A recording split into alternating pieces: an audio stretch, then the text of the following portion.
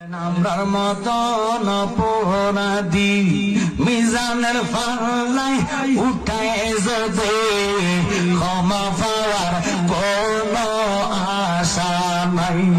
নবী যদি তোমার নিজে কুলে ক্ষমা করো এই গোলাম রে পারো এবার আশা যে রাফি।